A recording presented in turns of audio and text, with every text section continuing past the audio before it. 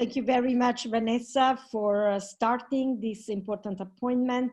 Let me welcome Mr. Sokol that I see joining in this particular moment, Mr. Delso, and everybody to this meeting that is the 7th National Academy of our National Brain Councils. And let me say that for me as President of European Brain Councils, this is an extremely important meeting because we all know the importance of spreading in a capillary manner at the member state level all our advocacy and our strong voice to campaign for brain health in Europe. And this is so important because we all know that we have a challenge.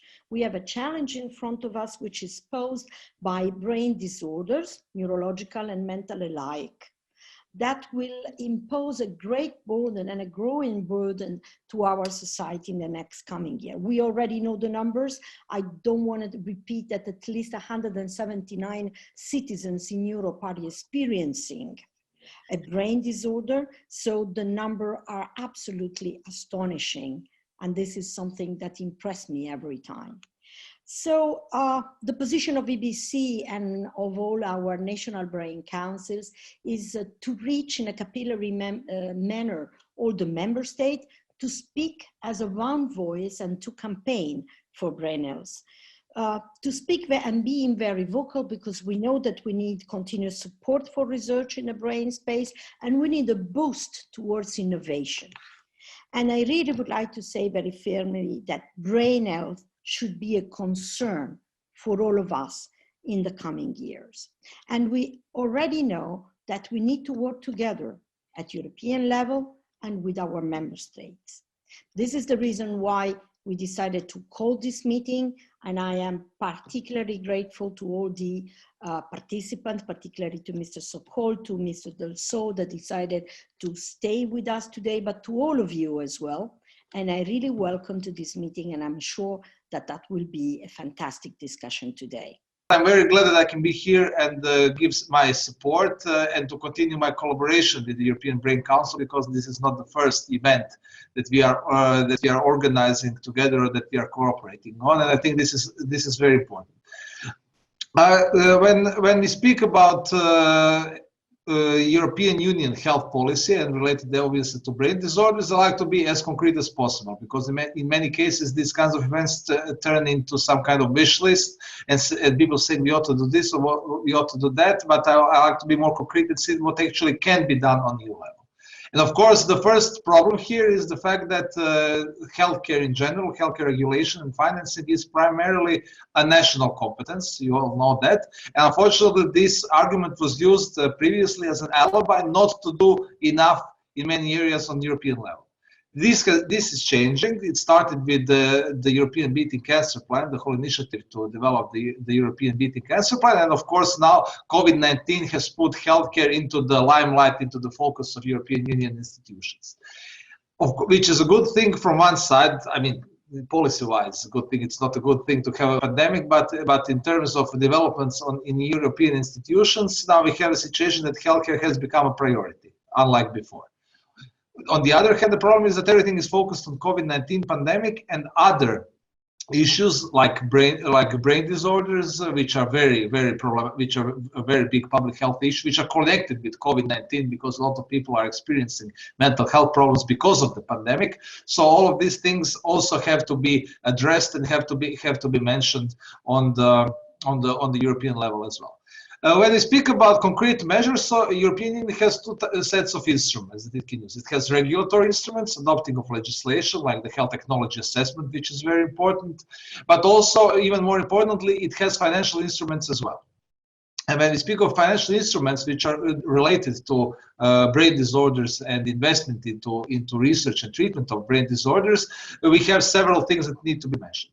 First, I'm glad that we were able to increase the EU health budget for the next 7 years 12 times when compared to the previous 7 years. So instead of 450 million euros, now we have 5.1 billion euros, which can also be used to tackle problems which are related to brain disorders as well. So this is the first thing. The second thing, which is very important, is research. And I'm also glad that we were able to increase funding for Horizon, even though Parliament wanted more than it achieved in the end, but it is more than it was before. And I think healthcare should definitely become one of the priorities there. Fighting cancer has become one of the priority missions of Horizon as well, but I think that also increase in funding on research into brain disorders is very important. And finally, last point, which is also important, and that is the quality of access to quality healthcare. We know that that there are big differences in terms of possibilities to access highest quality healthcare across the EU, and there are much bigger chances to die, for instance, from cancer in Eastern Europe than in Western Europe. So European Union funding, European Union cohesion policy can do a big difference in terms of investing into people, into health personnel, into health infrastructure in order to really create equal opportunities for everybody to get quality healthcare in Europe. When we speak of brain disorders also more concretely, I think that when we are discussing how to advocate on EU level, I have some suggestions that I would like to share with you. I think if we want this to become one of the centerpieces of EU strategies, I think that we should connect it with the thing which is currently most important, and that is the pandemic. So showing the links and how the pandemic influences mental health, deterioration of brain disorders and things like that. I think if you do research, if you do studies and investigate this link, it will be much easier to put fighting brain disorders and mental health problems in the European limelight. So that's the first thing. My second suggestion is also to show and to especially to do as many studies as possible to see what are the actual economic and social consequences of mental health and brain disorder. Because you know how politicians work. Politicians only look at short-term goals, short-term problems. They look no further than the end of their term in office. And the problem with brain disorders and mental health is that the consequences of theirs are not seen in usually the short term, but in the long term.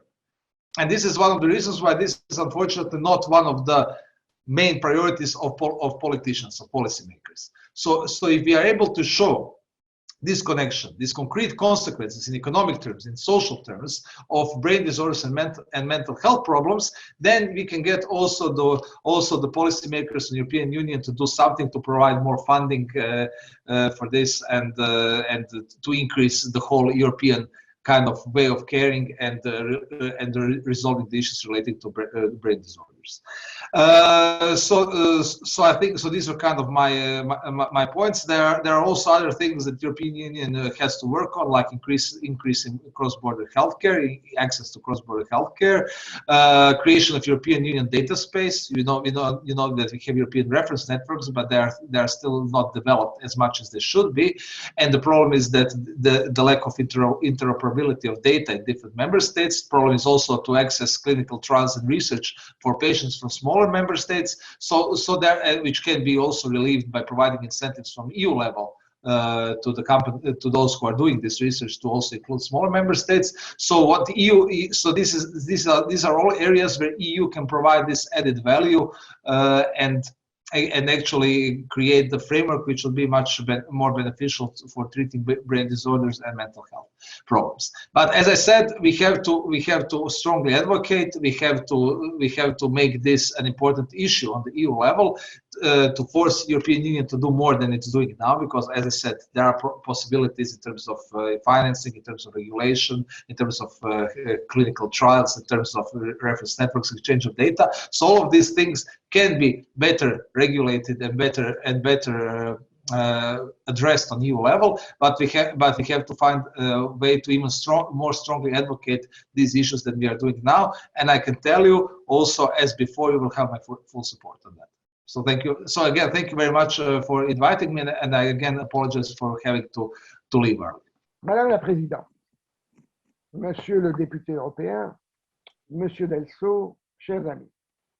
Thank you all for being today with us for this already 7th National Brain Council Academy. The question I am asking today is that I would like to share with you is why a NBC Academy? In the first slide, a short answer. For full influence, EBC needs NBC. This was already claimed many years ago by Frédéric Destrevec, the EBC CEO, answering to an interview he made with Professor David Boducek, who was at that time the chair of the liaison committee of the European Academy of Neurology. And I will end my presentation by adding opportunities to pursue this statement. The rest of the slides shows you the different dates in which NBC from different countries established a legal structure. It started in 2005 with the Belgian Brain Council, and the process of launching NBC is still ongoing. The last one being the Hellenic Brain Council. This, in a way, illustrates that launching NBC is a result of a long process to obtain an agreement from all the parties, all the stakeholders, and establish status. In addition to this barrier, NBC do not have subsidies, neither from Europe, because it's only one country. They are mono country, as I said, nor from their own country, who do not see the interest of having such structure on their shoulder. Professor Cristina Dalla from Athens will give you more details on the launching on the very new Hellenic Brain Council. Back, please. Slides back. Yeah. In any case, today we are legal NBC from 11 countries, and we are very proud of it. I put in red previously slides 4 countries who are currently acting as liaison with EBC and are also observer at the board of EBC. Next slide. The next slide is a map showing in light blue 11 countries. But in fact, on this map, the 11 countries in light blue are not exactly the 11 countries I showed you in the previous slide. Where is the error? Well, Greece is missing, but the Netherlands are in light blue. So an update should add Greece in light blue and delete Netherlands. The reason is an internal battle and pending since many years and not yet solved. As our estimated Joke Jarsma is with us, it can be a written question. Another peculiarity is the absence of Italy. Again, as EBC President, Professor Monica De Luca is with us. And if you are interested, it is another question you may ask using a Zoom question too. I'm not going to give you a list of what was done by each NBC, but highlight 3 of them. The first is, next slide, is a significant results obtained by the very dynamic Norwegian Brain Council. Norwegian Brain Council is written in Norwegian that I cannot pronounce on the lower left side of the slide. And this slide was already showed at the 5th NBC Academy in Dubrovnik in 2019. And it illustrates the strategy to get a Norwegian brain plan. Please notice on this slide, competence is an investment, which is often neglected by the policymaker, and also notice the continuous interaction with the national parliament they maintain. This is very important. Norwegian Brain Council is an example to follow. Next slide.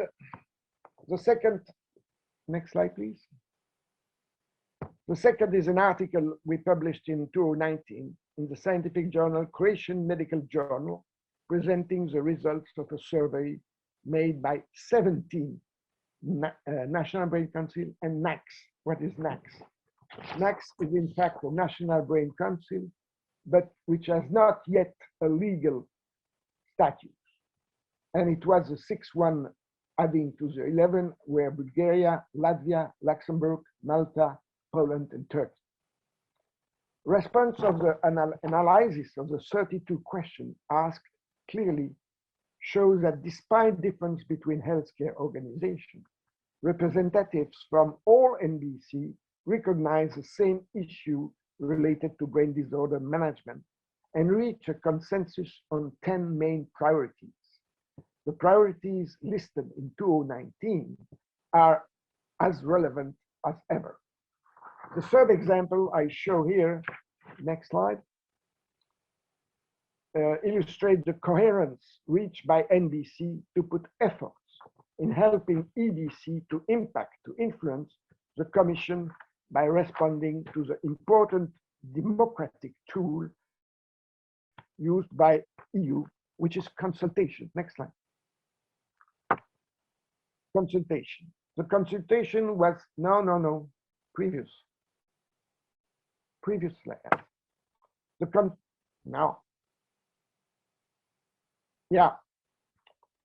consultation was about a Rise in Europe Health Called consultation, which we, NBC, translated in 14 languages for diffusion among the members of the NBC, and importantly to the politicians of each country, and in their mother tongue. This allows me to thank all the NBC delegates for this one voice action. This drives me to my last slide. Next slide, last one. Which are the opportunities we should integrate for the future. Those are in fact reflections made by Alain Lamassoure, on which I fully agree.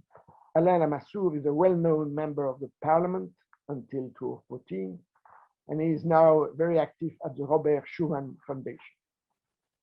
So I wish to conclude that considering that the European Council is the decision-making body at EU, our role and mission is of great importance. The recent Sofagate confirmed the preponderance of the European Council over the Commission. And last but not least, Europe has integrated without any legal basis health within its competence, which is a révolution tranquille, a quiet revolution. Thank you. Thank you very much, and thank you very much for having invited me to your to this meeting. It's not the first time that we talk to each other, and I'm very pleased with this because that's, as you know, and of course you defend this, brain diseases are extremely important in Europe and elsewhere in the world. So that's a very important topic that we need to address. First of all, maybe a general comment, and following to what just has been said by Mr. Pochet, one lesson of the crisis in which we still are, unfortunately, is the fact that health is becoming now a priority. Nobody can deny that health issues are important. And we know that if we don't deal with the health issue, things will not, many things will be affected, including the economic, like we see for the moment. So the first message is it's clear that health matters. It matters a lot. Second element also, second lesson from the crisis is the fact that clearly by working in isolation, we will not achieve what we want to do. And certainly cooperation at European level and even more generally at global level is important. So we need to have this kind of cooperation if we really want to achieve the different objectives. So that would be my two general statements, two general remarks before moving more to the topics that concerns you. Now, with respect to your work and your concern, as I say, brain health is something which is, of course, extremely important. And, as you know, I'm relatively new in this area. And one of the first meetings I had with was you, and you explained to me what are exactly the importance and the size of brain diseases in Europe, and that's quite impressive. And in this context, I would really like to congratulate you for your new policy roadmap, and which insists on collaboration and joint approaches to European health challenges. So for me, that's something which is extremely important, and I really welcome this kind of document and this kind of elements, which is important. That would be my second message. My third message, I already mentioned the COVID-19 situation in which we are. It's clear, and we realize, of course, that the COVID-19 has a lot of consequences in many sectors, but also on brain health and on mental health. We cannot ignore the consequences of the crisis in which we are, also on the brain and on mental health. And that's something which we want to attach a lot of importance.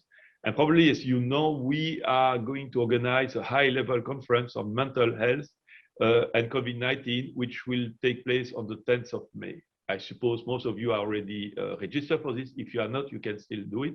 It will be online, of course. And that's a very important element because we really want to address the consequences of COVID-19 on the health, mental health in Europe. And we believe this is something important.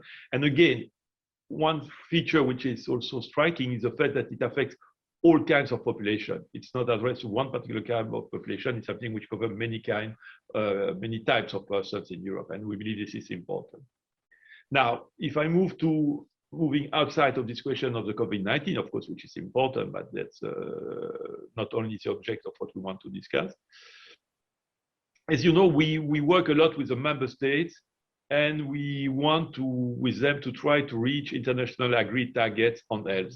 And we use for this a steering group on promotion and prevention. And this group is important because it's a platform for member states to exchange, and to learn from each other. And you have to know, and probably I'm sure you know it, but still I want to insist on this, that one of the key priority for this group is the prevention of non-communicable diseases. And that's a key area for work during this year. And in this context, the Commission is currently evaluating proposals for best practices transfer among member states.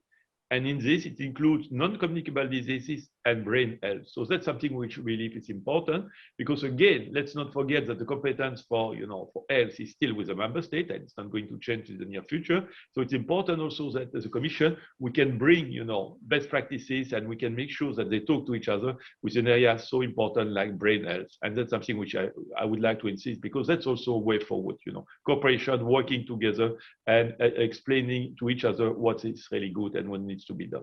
So that's another dimension on which I would like to insist. Next dimension, to be very honest with you, I've lost the count of my different messages and my dimension, but I would like to mention, of course, Horizon 2020. As you know, a lot of money has already been invested in the brain research through Horizon 2020. And in this context, I want to thank you for your contribution in the past research effort, which is certainly important. What we want to know, as you know, that Horizon Europe has even more money. So the new program, which is starting now, has even more money. And so we really believe this is an area in which we could, look at further research to be developed, because of course we don't want to stop the research which has been done, and we want to continue to work in the brain diseases and the brain more generally. We believe this is an important area, and of course, provided we get the support of member states, we believe this is something which we can invest money and we can invest time, because that's something important. Next message. And I'm giving you and then an overview of everything, because I believe it's important, and then we might focus a little bit on more issues. It's something which might not seem necessarily relevant to you, but which could be of very importance. I really believe that digital dimension is still missing a lot in the health sector globally. And digital dimension is not there for many reasons. Some of them linked to privacy, some of them linked to technology, availability of technology, and so on. So it's not really there. It's clear for the Commission, for this Commission, which has made digital as one of its priorities, it's clear that we want also to develop digital aspects in the health sector. And as you may know, we want to create a European health data space, which will be basically connecting the different information on health in the different member states. Why is it important? Because a better use of data which exists on healthcare will help us for research and for bringing new policies, for helping us innovation. And in this context, of course, I want to tell you that we are going to launch in the second part of this year a pilot project, and to try to test this idea of European health data space. And we want to invest in this structure to see what we can do at that level. And why do I mention this? Because a possible use case on brain diseases could be part of this exercise. And we believe, again, because this is a possibility, I'm not making a commitment today, but I believe this is something which is important and on which we need also to look at. In any case, digital dimension will be extremely important in the future. And of course, that would be also important for the research on the brain's issue. Two more points, and then I will maybe try to sum up and give you a general overview. The European Reference Network, ERNs, it's something which is working well. I was quite impressed when I found out about this. It's really something which is really useful. And that's something, of course, which is useful for diseases which are more rare or, with low prevalence. And that's clear in this context. We have two issues which address rare neurological disorders, a network for rare neurological diseases and a network for rare metabolic diseases. So that already exists in the context of ERN, and I believe this is something which is important also and could be of interest. And finally, you already mentioned it, ERA. ERA, of course, is a new project, it's something which is important. I don't know what will be ERA, and because ERA is still, as you know, in the part of the consultation process. We have a consultation process which is open until mid of May, and we will be looking at the responses. But it's clear that ERA will play a very important role in the future. Now, if I want, I've given you a lot of, initiatives and things which we are discussing. What I would simply say, and I need to be very honest with you, as you know, we don't have a specific, action on brain diseases, which, we don't, like we have the cancer plan, we don't have the equivalent for the brain disorders, for the brain diseases. And does not mean that we are not interested in this. But I'm just telling you that we have a lot of actions, a lot of concrete actions, which actually could be and will be used also to look at the issue of brain health.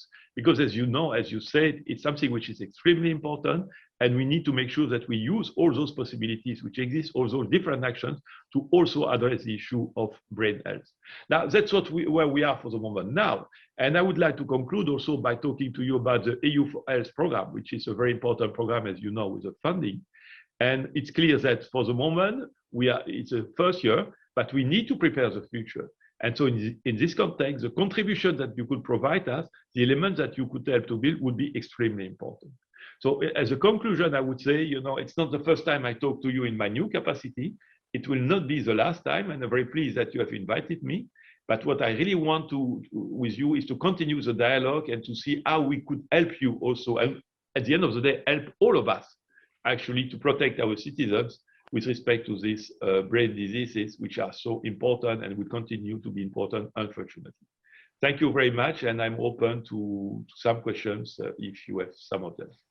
Mr. Delso, thank you for your last comment. I mean, I think it's absolutely fair and it's absolutely in line with our approach. But you referred to our policy roadmap in your introductory speech. Actually, in there, and that's part of the question that was already asked to you, there is this vision of addressing brain disorders in an integrated approach. And that's actually where, all this, and sorry if we seem a little bit pushy, also using a definition of words, but it's really, I would say, for quite a long time in our let's say on a working board. It's even based on initial discussions we had with the Commission itself, that this idea of brain plans, national brain plans, or EU brain strategy, or joint initiative really came about, and having actually the beautiful model of cancer being applied to brain disorders is really something that we would like to see, in an objective that we clearly have. That's reflected in the policy roadmap, and obviously that's a bit, let's say, the discussion we wanted to initiate also by having you today. Is do you see a path leading us there, and how can we best achieve this? And I would finish also, given the fact that we have national brain councils with us, is how can we convince member states to also play in this game? Thank you very much. You have understood from my speech that I'm not closing the door. Mm-hmm. But we need also to be very transparent and very honest. It's clear that for the moment we are still in the COVID-19 situation and with all the problems. So it's clear the intention is really focusing on this, and for whatever reason, but it's important. Second element, we have already the cancer plan which has been there, and we have a lot of initiatives to revisit also, pharma strategy, EU for Health. We have a lot of planned actions to be done. And it's true that, let's be honest, it takes us a lot of time. Now, that's not a good answer from your point of view, and I fully understand. What we need now, when we will be, when we will be moving to a phase where I would say to a certain extent, the COVID crisis will not be behind us. It's maybe too strong, but will be maybe less acute. We need to come back and to reflect how we can try to improve, brain disorders, the action with respect to brain disorders. And I understand, that's why I said it in my introduction. I understand that the idea of having an holistic approach, like we do for the cancer plan. What we do for the cancer plan is having this holistic approach. It's different actions which basically have the same goal, which is to fight or at least to decrease the number of cancer in Europe. I see certainly the merit is starting a reflection how we can build something equivalent for brain disorders, because brain disorders are a very important issue in Europe. My point is simply, it will need also, as you say, to convince the member states. Because as you know, competencies in the field of health are still also with the member states. So we can do it if member states are on board. So I would say if you want to build this action, you need, of course, to talk to the Commission, which is important, but you need also to talk to the member state. And I'm certainly not closing the door. I'm just simply telling you it will take some time. I cannot promise you that you will have a brain disorder action plan being adopted by the Commission in 6 months' time. I need to be honest with you. I don't want to lie to you. I believe it's too important. I want to be transparent and to be honest with you. But what I can promise you that we can start reflecting how we can build such a thing for the future. And when I say the future, I'm not talking 10 years time also, because that would be too late, of course, it's clear. I think we had a very clear message being sent to us, and that's actually why we were super keen and eager to have Pierre Delceau speaking and addressing the NBC Academy. I think the key message that we need to take away is really that now is the right time, and now is the right time to embark into this this journey. I mean, it has been long discussed and awaited, and I think that it's the first time we clearly have the willingness, and I'm almost tempted to say a commitment by someone from the Commission who says, okay, an EU brain plan, and the example of national cancer plan being applied to brain disorders is a great idea. It's actually the first time that someone from the Commission is embarking into this idea. So I believe now that, different initiatives, so the window of opportunity with COVID, the European Health Union, the various instruments that were mentioned, I won't repeat them, but also before that, Mr. Sokol was mentioning the economics or the data, proving the burden and these kind of things. These are all issues in which EBC has been working. So we have our COVID statement, which needs to become really the basis upon which we have a legitimacy to do what we are doing and to run the advocacy that we are doing. The economics even more so. I think it's clearly important. But clearly what we need ahead of us is a roadmap, and we hope that with the policy roadmap calling for this integrated vision on brain health, we can provide support, or we can have the right framework to work towards that all together. What are you now expecting from the NBCs also? It is very important because here we are talking about the European level, so we could hear Pierre Delceau, but I guess everyone has to get in touch with their own deputies, as Roland Pochet mentioned it earlier. Yeah, absolutely. No, and referring back to what Roland said, I think the first thing I would like to say is, first of all, to praise the work that is being done individually by each NBC. I mean, we know how challenging times are, that it is not always difficult to get structured, and Roland mentioned that, but at least we know that in each country there is a network with whom we can work, and that is actually actively, let's say, working, and also is eager to work with us and in collaboration with us. So that's clearly what's what can be, I would say, the greatest starting point at this stage. But I would like to emphasize here really the need to break away a little bit from Brussels. And we mentioned it in the discussion with Pierre Delceau. There is an EU agenda. There are a lot of issues that are actually ongoing there. Now, I think that what needs to be understood is that working on this agenda starts within each country and influencing the policy within each capital city, let it be Madrid, Riga, Zagreb, or Prague, I mean, whomever. I'm just working, Athens. I'm just trying to follow the different faces I have on the screen. But work at the member state level is essential. Obviously, this is a kind of back and forth between what we do at EBC and what is being done in each country. I think this is clear. But the example that Roland took in the contributions by NBCs to the various consultation, for me is an excellent one. Is an excellent way by which we manage to have this kind of virtuous circle. And I just would like to take 1 minute to talk about non-EU agenda, which is also at a more global level, because it was mentioned earlier in the discussion. There are also a few developments at the level of WHO, and we should not underestimate the role and the influence of each member state in that work as well, because now all of this is working into conjunction and complementarity, and the work being done in each country is influenced by what is being done in the EU, which is in turn influenced by what is being done at the level of WHO.